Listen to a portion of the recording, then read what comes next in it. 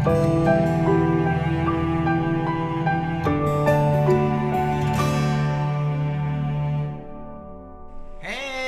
It's me! It's Chesterific again. So, pasensya na guys, wala na po yung egg. Wala na akong papakita sa inyo kasi sa mga makakilala sa akin, they know na I love eggs so much, so wala talagang umaabot. Kay Auntie Lilian, kay Auntie Lily from US, whenever I go to their place, they would always cook like 5 to 6 adobo eggs for me.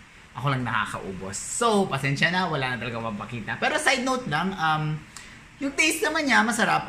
Well, since it's egg, I love eggs, so that should be fine.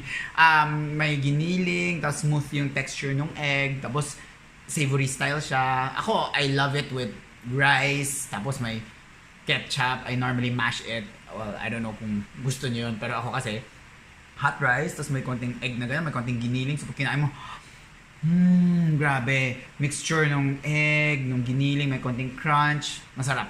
Side note lang, if you notice din, meron oyster sauce ako nilagay.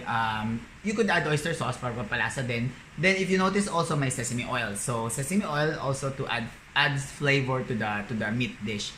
Ako preference ko, gusto ko pinapa-tosta yung giniling. So you could do that, ipatosta mo konti. So para mas masarap.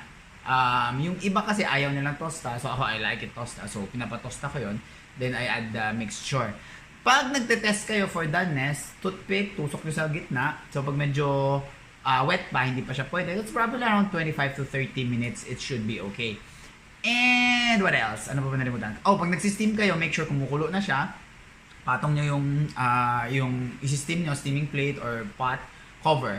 Then, huwag nyo akong gagayahin. Lagi akong pinapagaling ng tatay ko. Oh, bubuksan mo na naman yung steamer. Hindi ka makatiis Sabi ko, pasensya na. Tikim. Anyway, so just leave it for around 25 minutes. Then you could check it around 25 minutes. Check mo lang for doneness. That should be fine. Substitute naman, pag walang crabstick, pwede naman dried mushroom. Anything is okay. Ayaw nyo ng pork, pwede naman minced chicken. Should be okay. Seafood, pwede rin. So you could experiment on your own. So if you like my recipe and you've tried it, also you could tag me on my Instagram. It's Chesterific. And please subscribe to my channel. Poink. I don't know, dito ba? Nandito. Basta subscribe to my channel and share it to your friends. I'll see you next time. Bye-bye.